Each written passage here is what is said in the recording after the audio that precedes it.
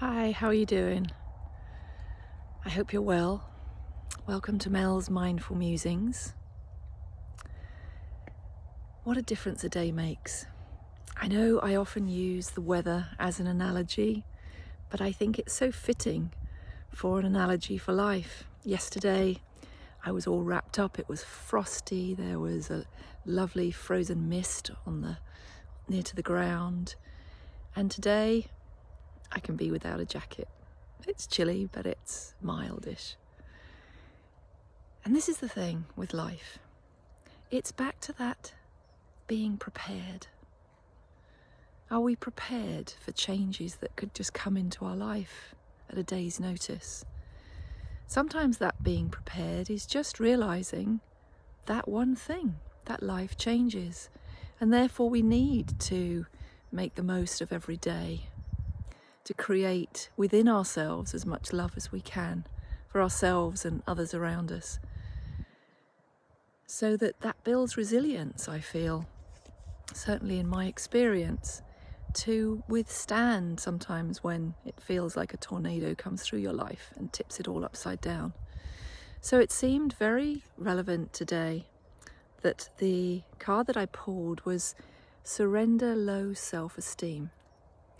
And what came right next to that, so I used the two, was Surrender Unhealthy Relationships. And when we say surrender, it's letting go, deciding to change. Now, how many of you, as that came up, put the two together and thought of a relationship with somebody else in your life? Did you put your hand up?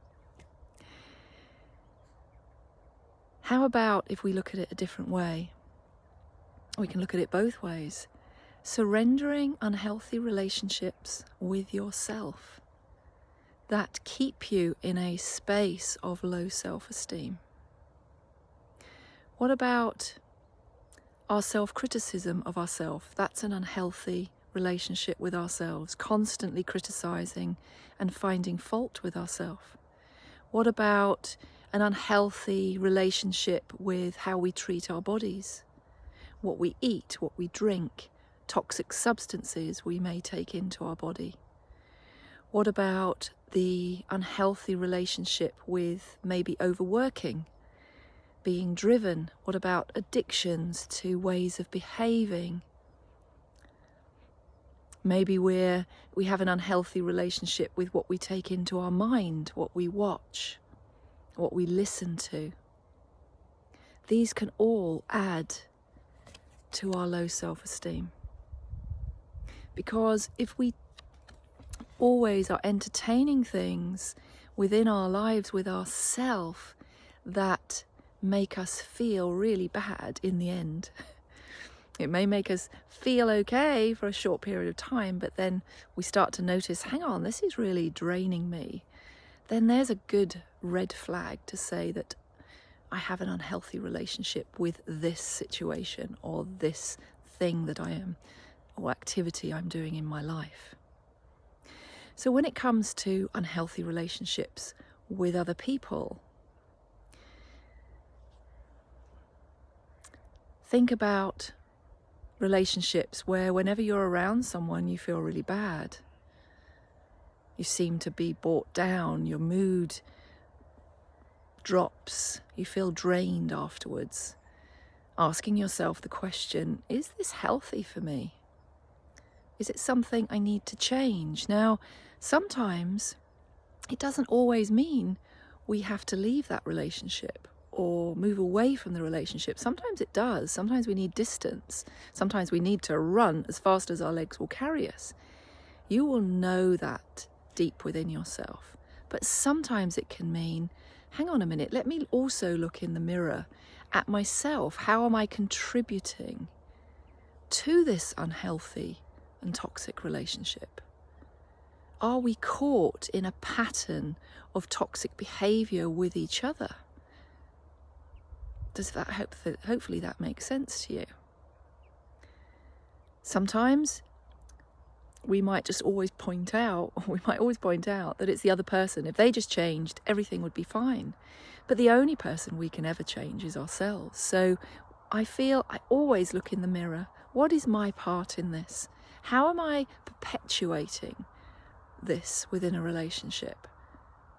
What could I do to heal it? What could I do to change it?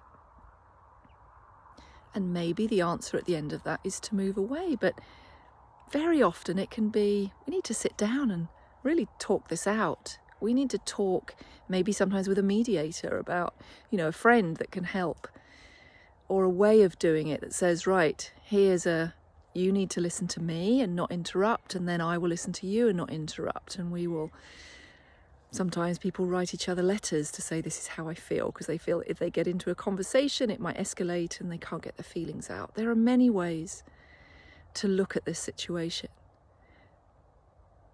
Often it can be our low self-esteem that drives us, is our underlying driver to create a toxic relationship. We can be mean, we can be jealous, we can be spiteful, we can withdraw, we can be silent in a very negative way. It doesn't always have to be words, it can be withdrawal of words, of engagement that can cause a lot of pain. And often it is due to deep, low self-esteem in ourselves, because very often when we're throwing knives at somebody else, not literally, energetically, verbally, with our thoughts, we're really throwing them at ourselves a lot of the time. So I always find that's where I start the search. And yesterday, it really came as a brilliant analogy for me in something so simple in an everyday thing. I felt very excited that I had bought a new desk. It was a second-hand desk and came flat-packed and had to put it together, and I had a lovely friend who helped me do it. But wow, we'd done these things before. Could we get it together? We put the legs on first at either end, and then that didn't work. We realised when we had to put the backboards on, we had to take it all apart again, and 3 times we had to take it all apart and start again. And there was one piece that we had to one side. We thought that must be the last piece to go on. And this to me was the greatest lesson. In the end, it was the piece that joined the 2 back pieces together that we thought was the last, and it was the joining piece that should have gone on first. Some instructions would have been handy, but this seemed to me an analogy for life, for relationships. That very often we try and do things alone. We try and do it our way. We put our leg on first, if that makes sense. We stick with our view of things. When what this piece did, it had, sort of join-in pins that brought the 2 bits together. And I just thought that was fantastic for these cards this morning. That actually we are better together.